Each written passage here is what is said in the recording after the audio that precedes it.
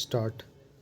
महोदय, जब तक हिंदी भाषी हिंदी को हृदय से स्वीकार नहीं करते तब तक वह राष्ट्रभाषा का स्थान नहीं पा सकती विराम।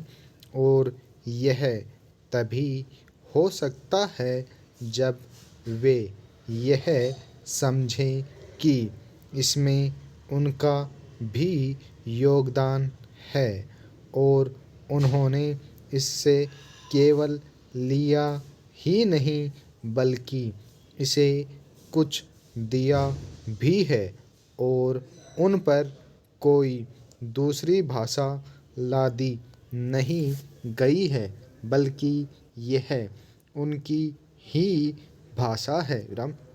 मेरे कहने का अर्थ यह नहीं कि आप उनकी ही व्याकरण अपना लें विराम।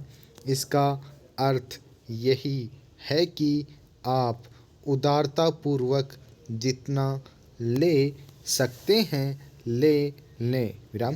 भाषा इसी प्रकार बन सकती है विराम।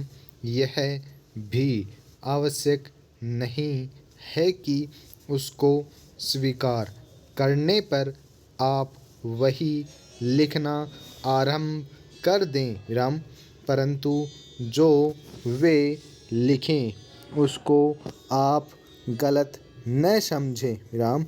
आज किसी भी भाषा का रूप वही नहीं है जो उसके प्रारंभिक काल में था विराम। उसमें परिवर्तन होता रहता है विराम। हिंदी के इतिहास में भी आपको यही बात मिलेगी विराम। मैं हिंदी का कोई विद्वान नहीं हूँ, पर मैं अपने अनुभव से कह सकता हूँ कि उसमें भी पिछले 500-600 वर्षों में बहुत अंतर पड़ा है तथा पहले की और आज की हिंदी में काफ़ी अंतर है विराम। इसलिए नवयुग में जब वह देश की भाषा बनने जा रही है तो उसमें थोड़ा अंतर करना भी पड़े तो वह स्वीकार कर लेना चाहिए, जिससे उसका अन्य प्रदेशों के लोगों के साथ मेल बैठ जाए विराम। कई अहिंदी भाषी लोगों ने भी हिंदी की काफ़ी सेवा की है विराम।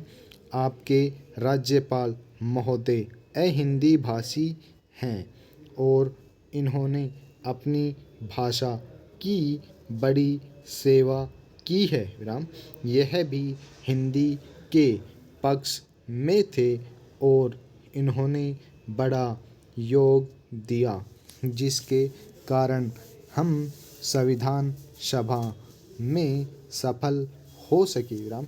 इनका भी यही विचार है जो मेरा है विराम। मैं चाहता हूँ कि इनको भी हिंदी की सेवा करने का अवसर दिया जाना चाहिए विराम। उसका फल हिंदी के लिए और देश के लिए अच्छा ही होगा विराम। पैराचेंज। मानपत्र में आपने संस्कृत के संबंध में कहा है विराम।